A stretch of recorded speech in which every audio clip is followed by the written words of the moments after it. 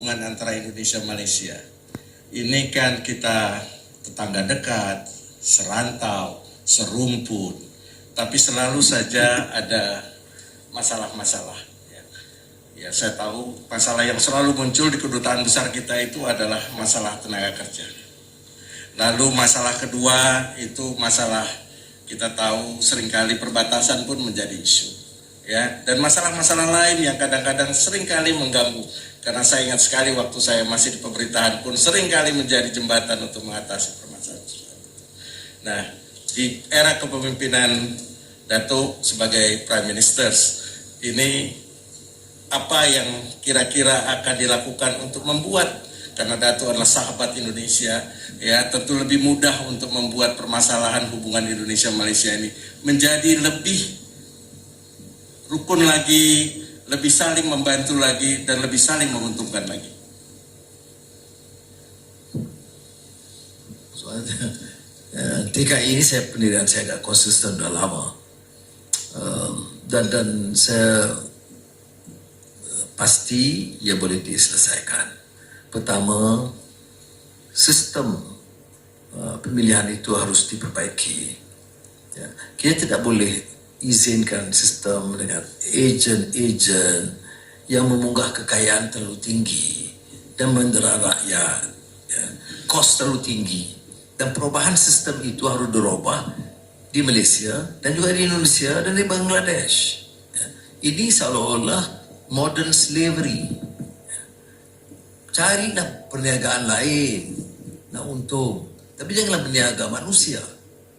Jadi sebab itu solution yang dikemukakan dalam perbincangan kita tahun-tahun lalu sekalipun, ya, yang diulang oleh Presiden Jokowi ialah digitalization. Apa yang rumitnya? Apa yang perlu bayar kepada companies, agents terlalu tinggi? Ya. Kerana bila diambil terlalu tinggi, itu dibayar oleh pekerja. Ya. Dan gaji pekerja itu, upah pekerja itu sudah rendah. Jadi hal ini saya bagi jaminan kepada Presiden.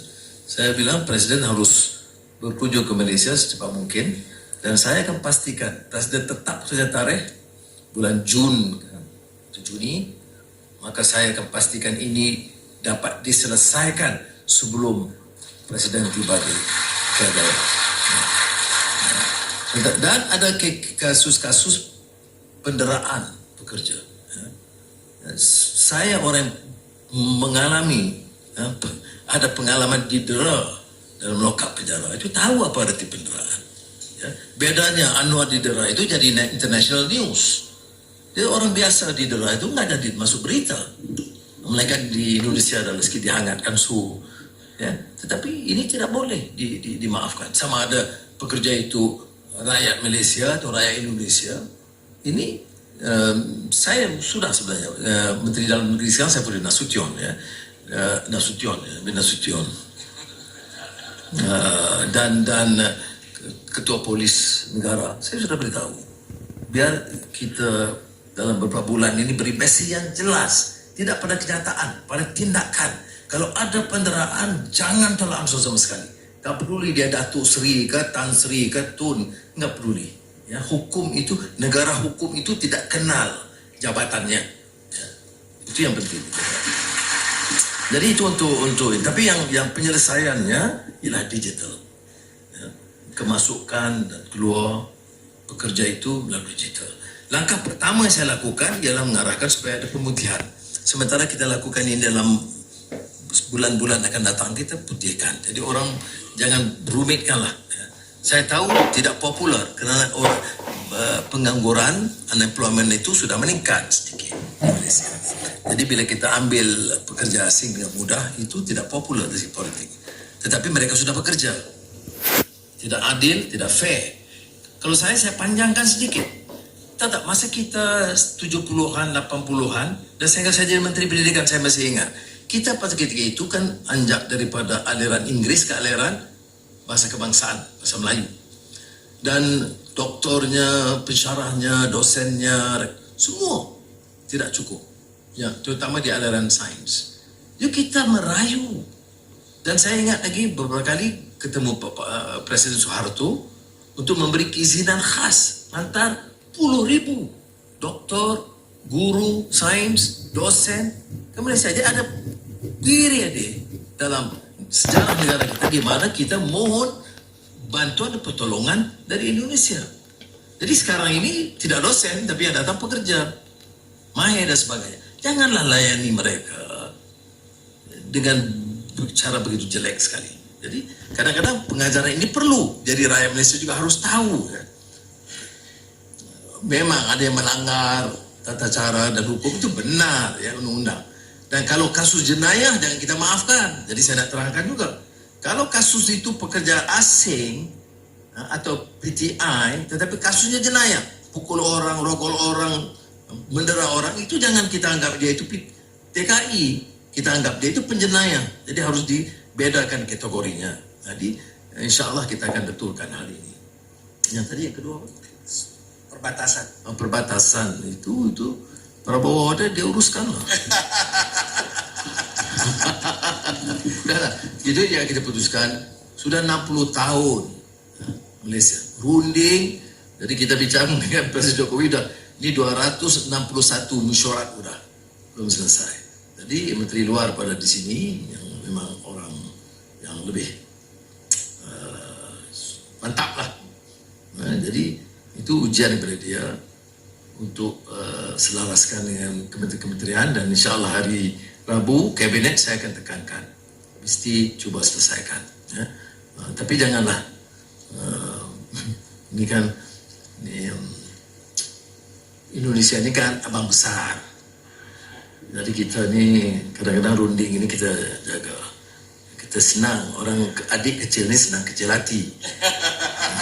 Jadi asal kalau kita faham itu, boleh beres ya. Jadi Pak Jenderal Prabowo bila ke Kuala Lumpur, pandai-pandai lah, santai lah. Ya.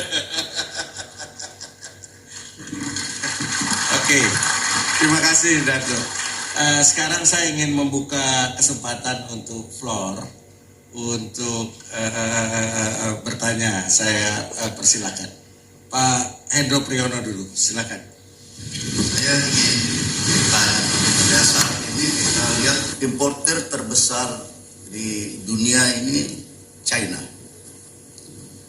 Untuk itu petrodolar nampaknya sudah semakin surut dan petro yuan mulai mengemuka.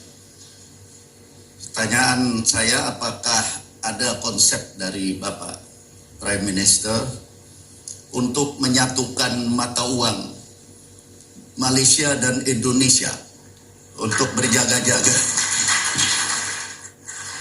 Karena sampai sekarang kita berdua sangat tergantung pada dolar Amerika. Kalau ini begitu shaky, mungkin mata uang kita berdua akan sama-sama melemah.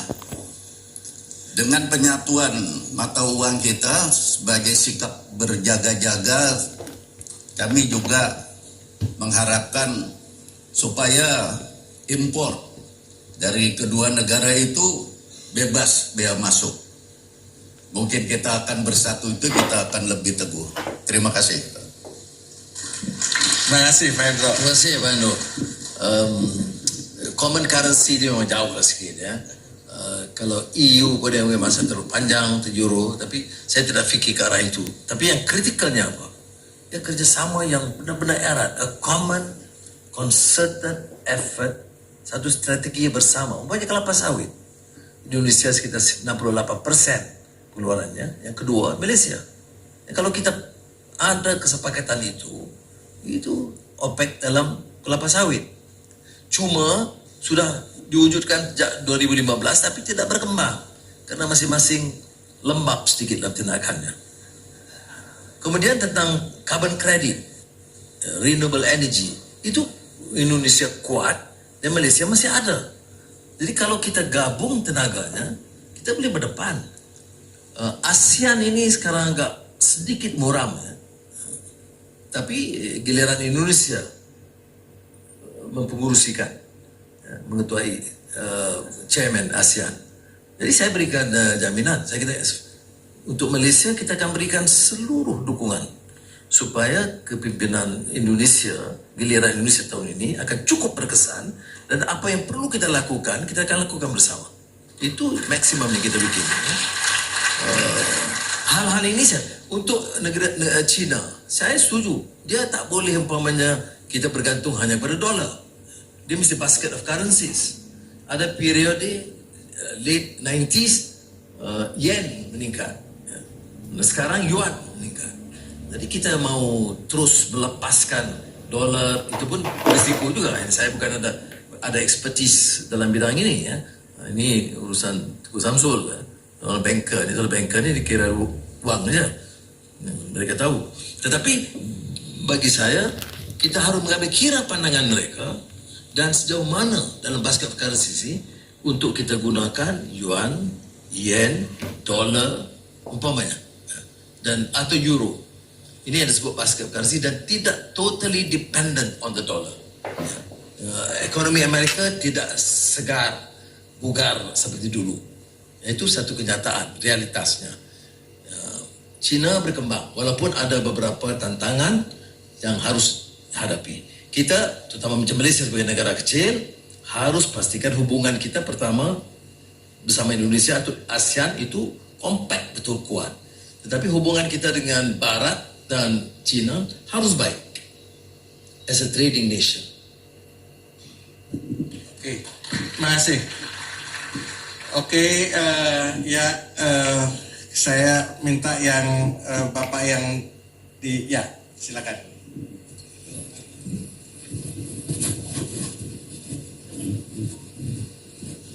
Assalamualaikum warahmatullahi wabarakatuh. Nama saya Said Zaidan Shah. Saya Deputy Country Director Asian Development Bank di Indonesia.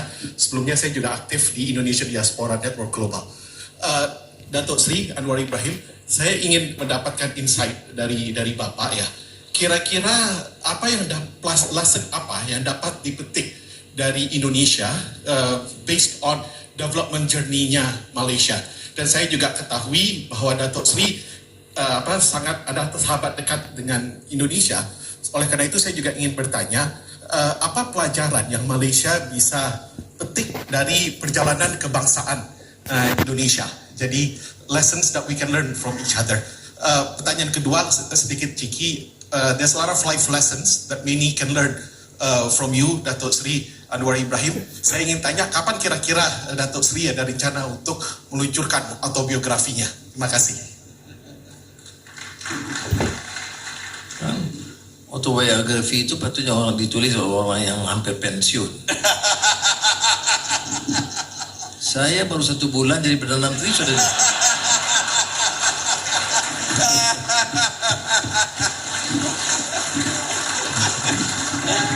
Saya ada menulis tentang rencana saya yang bukan political, my vision and ideas untuk Malaysia. Catatan saya bikin di penjara, kemudian saya perbaiki. Itu namanya skrip dan dalam bahasa Melayu Madani. Tentang apa maksud kemampanan atau sustainability, apa maksud caring and compassion. Apakah negara itu berkembang semata-mata dari sudut kekuatan ekonomi tanpa rahmah? Itu hal-hal yang bagaimana kita pulihkan trust, karena dalam sistem politik dunia sekarang ada trust deficit. Orang sudah mulai sinis dan curiga tentang politik dan politicians. Ini bukan semestinya baru. Saya fikir tahun 70-an lagi Herman Kahn menulis tentang politics and politicians as uncharismatic, low moral profession. Jadi kritikan itu ada. Bagi kita tidak fair untuk di generalize, tidak semua. Tapi satu peringatan yang baik bahwa dalam dunia politik sekarang orang mulai mencemooh kerana keruntuhan nilai, kedangkalan ilmu dan kegairahan untuk memunggah kekayaan, tidak berkhidmat dengan ikhlas. Jadi kalau tanya pengalaman dari Indonesia, kalau ekonomi ya saya sebut tadi 1-2 isu yang saya belajar. Indonesia pun ada keupayaan untuk melakukan beberapa anjakan ya. dasar umpamanya zaman Soekarno, Soeharto tentang pembangunan, kemudian adjustment tentang ya, soal justice dan kemiskinan, itu hal-hal yang anjakan itu harus berlaku. Tidak semestinya saya dalam melihat setuju semua ya, seperti mana perkembangan di negara Cina. Kita tidak boleh meremehkan ya, karena Cina ini kepintarannya ialah dia boleh laku anjakan, umpamanya dari Mao Zedong ke Deng Xiaoping, itu anjakannya besar, radical change dari economic policies. Dari Deng Xiaoping kepada apa yang Menteri Keuangan dia tu ya, yang lebih balance tentang masalah perumahan rakyat, kemiskinan. Jadi dia cuba balance. Jadi maknanya kekuatan dasar ekonomi itu tidak dogmatik ya, dia tidak doktrine, dia harus melakukan anjakan mengikut keperluan semasa. But the core values, kalau saya tidak boleh berganjak, tetapi adjustments itu mesti mengikut kenyataan. Ini yang dilakukan. Kalau saya belajar dari segi itu, dari ya kalau pelajaran pengalaman saya itu kecil, saya bukan nak cuma sudah cerita pasal Anwar, jadi banyak yang boleh ditimba. Di Indonesia sendiri umpamanya saya sebut dari beberapa tokoh-tokoh besar itu, walaupun saya sebut pada namanya, tapi ada hal yang dipelajari. Apa yang menyebabkan saya tertarik dengan pandangan Wapres Bung Hatta itu karena dia dapat melihat keperluan merakyatkan ekonomi lebih daripada yang lain ya. Bahwa bagi dia tu perencanaan ekonomi itu harus dilihat, dinilai, assessmentnya dari segi merakyat ekonomi. Dan dilihat itu pada masa itu salah satu penyelesaiannya itu melalui koperasi. Itu mungkin spesifik, tapi yang maksudnya menarik perhatian saya tentang Hatta itu ialah bahwa dia itu secara konsisten menekan keperluan mengangkat harakat martabat rakyat bawahan dari sudut ekonomi. Itu hal-hal yang saya mampu pelajari dari mereka. Dan tentu yang lain.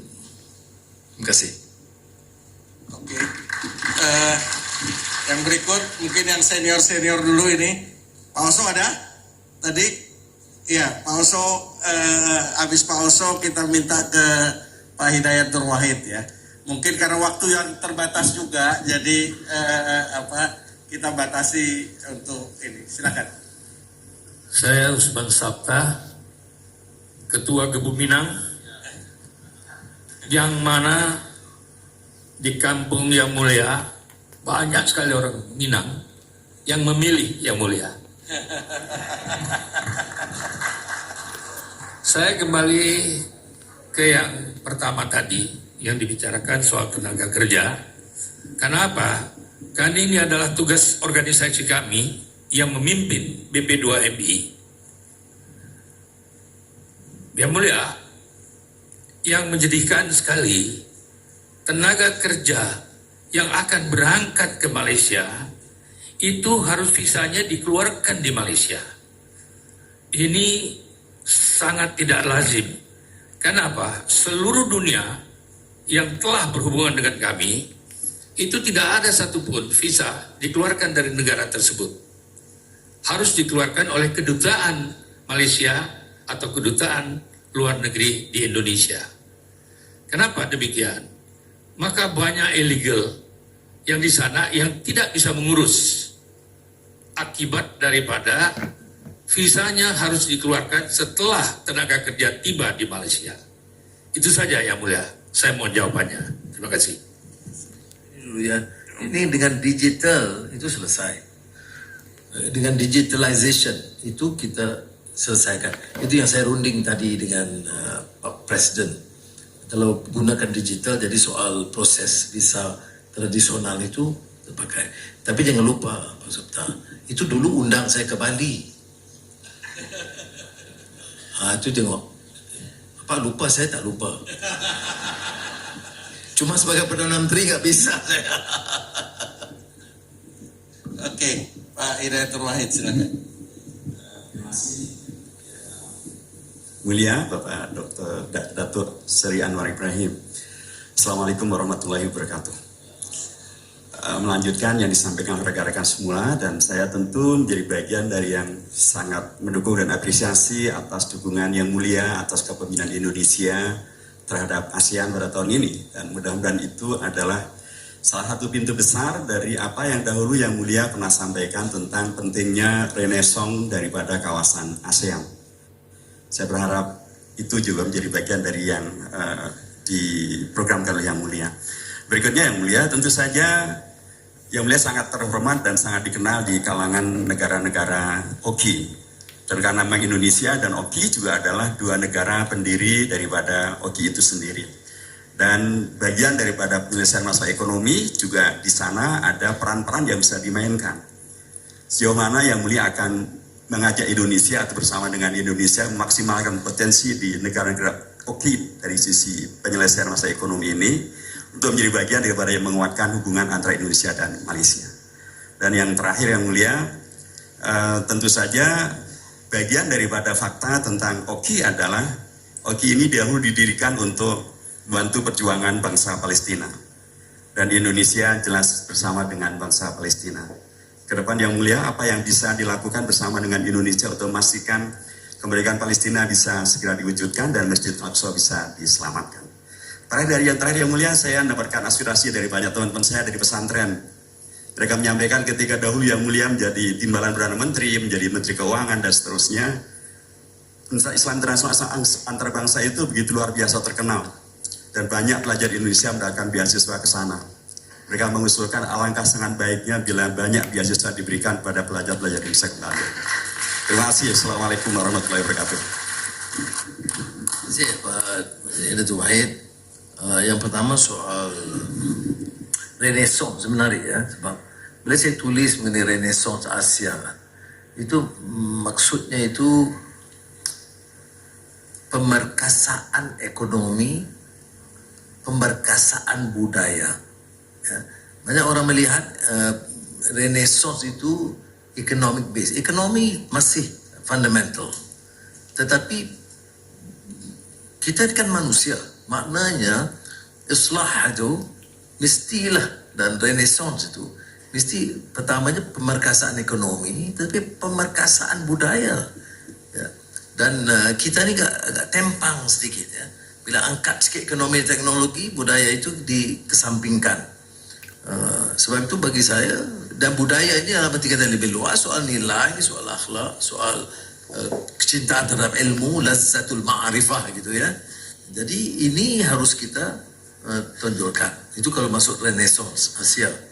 Kemudian soal kerjasama negara Islam, wah sekarang ini Indonesia pun agak dekat ya, dengan beberapa negara, umpamanya United Arab Emirates dan beberapa negara lain ya. Dan boleh kita kuatkan kerjasama itu. Kerana negara Arab sekarang ini dia dalam fasa yang ribut sikit lah ya, belum menentu, dan baru nampak bergerak sedikit untuk ke arah persefahaman dan kesatuan. Sebelum itu pecah parah. Soal Palestina saya sangat tegas hal itu ya. Ini soal kezaliman yang keras, totok yang dilakukan terhadap rakyat Palestin oleh rejim Israel. Dan saya ungkapkan, kadang-kadang di Malaysia, kadang-kadang kita bukan Islam, kadang-kadang dia tak faham dengan ini soal Islam. Tidak, ini soal justice. Kata Edward Said, pemikir ulum Palestina, Kristian ya, Arab, dia sebut Palestine ini ialah politics of dispossession. Politik di mana hak mutlak rakyat, kebebasan dia, maruah dia, tanah dia, rumah dia itu dirampas. Jadi ini bukan hanya soal Islam, tapi juga soal kemanusiaan. Jadi tanggungjawab kita, apatah lagi orang Islam, untuk mengungkap permasalahan ini dan dengan lebih tegas menyuarakan. InsyaAllah saya akan teruskan. Saya sempat bicara dengan tiga-tiganya Muhammad Abbas, Malhania, telefon untuk dan menyatakan simpati dan dukungan Malaysia yang terus bahkan lebih tegas. Soal beasiswa, ya Malaysia sekarang ini tidak sama seperti 90-an dulu ya. Dan Indonesia pun begitu juga, lebih baik dari dulu. InsyaAllah, tapi saya percaya ini dapat saya berikan sedikit perhatian lebih. Dulu di Universiti Islam Antarabangsa itu kita dari Albania, dari Bosnia, dari Indonesia, dari Patani, dari Moro ya. Kita bantu yang mana yang negara yang agak tertekan atau miskin, itu kita bantu dengan banyak. Sekarang program itu hampir dihentikan. Ini saya coba revive, minta teman-teman yang lama Arab untuk bantu, insyaAllah. Oke, terakhir ini karena waktunya sudah karena Prime Minister harus ini, kita minta sekarang masih yang senior, Pak Yusril, silakan. Mohon maaf yang junior-junior ini, karena saya mesti ngasih ke yang senior, kalau nggak saya dikutuk nanti ini. Terima kasih Pak Herun, terima kasih Datuk Seri. Saya pikir begini, mungkin persoalan pekerja Indonesia di Malaysia itu akan terselesaikan jika Malaysia mengubah polisi industrinya. Malaysia sudah membangun industri lebih daripada 30 tahun dan mempekerjakan banyak pekerja-pekerja Indonesia untuk industri manufaktur.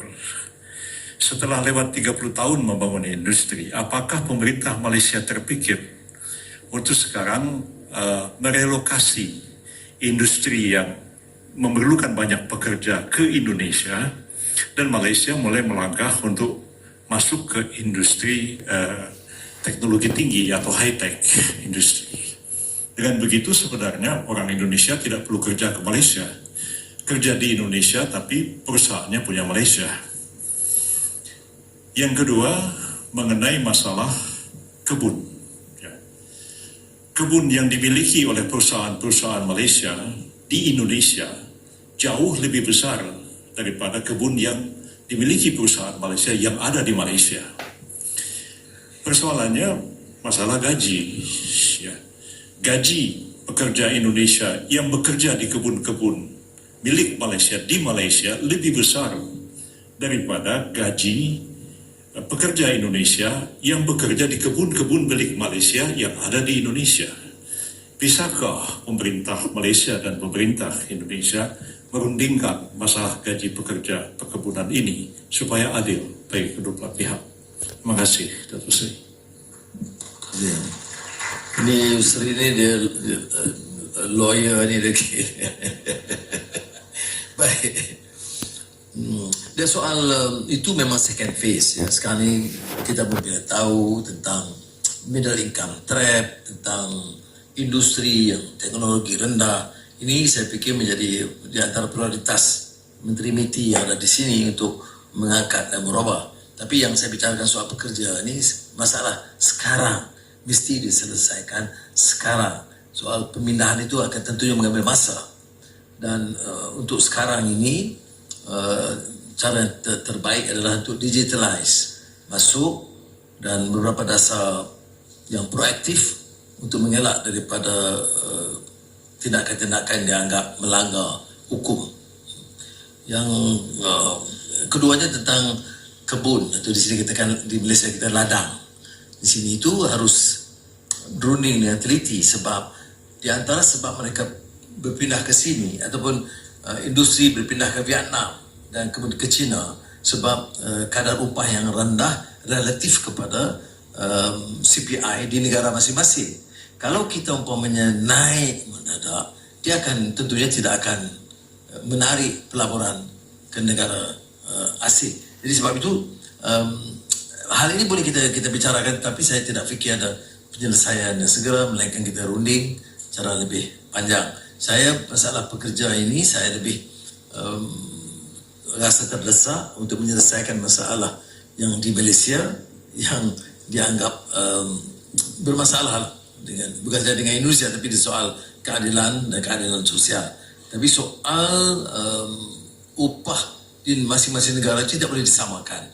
Upah pekerja di Amerika, upah kerja di Malaysia, ada negara China, itu tentunya relative to the cost of living in a particular country. Tetapi Malaysia, saya setuju, mesti berubah daripada dependency on the low skill workers. Kerana future kita tidak terjamin dengan tanpa kita ada anjakan dari segi industrial policy. Terima kasih banyak atas kesempatan baik.